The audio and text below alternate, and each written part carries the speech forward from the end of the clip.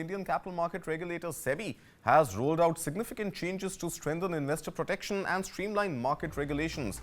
While 10 key updates were approved, let's discuss one of the 4 of the most impactful ones.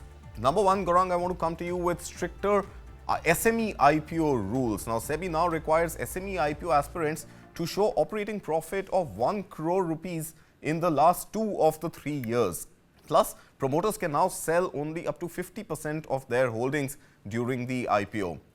How is this likely to impact SMEs wanting to raise funds from the capital markets, Gaurang? So, Karthik, I think clarity and discipline is what SEBI wants to bring in, whether it is primary market or whether it is SME market.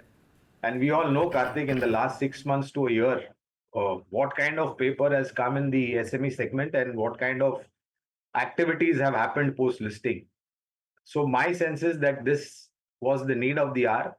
And as we go forward, I wouldn't be surprised to see more policy changes or new policy coming in to safeguard the interest of the investor. Gaurang, I just want to understand, there are separate rules for SME listing and separate rules for startup listing.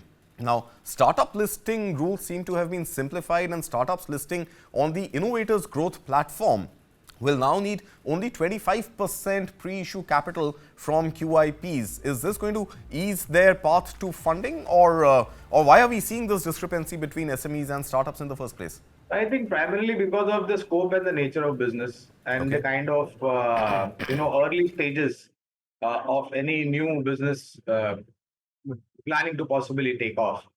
So, and of course, the government push has also been there to great extent as far as the startups are concerned. But there again, there have been a lot of issues with respect to failures in terms of the success rate that we are witnessing.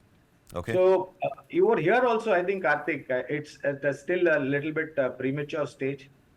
As and when the momentum picks up, I think there will be a lot of policy changes and regulations coming in to possibly streamline and see that, the objective and goals with respect to what government had planned and what these startups are doing or even SMEs are doing, actually go and see that path of light and growth.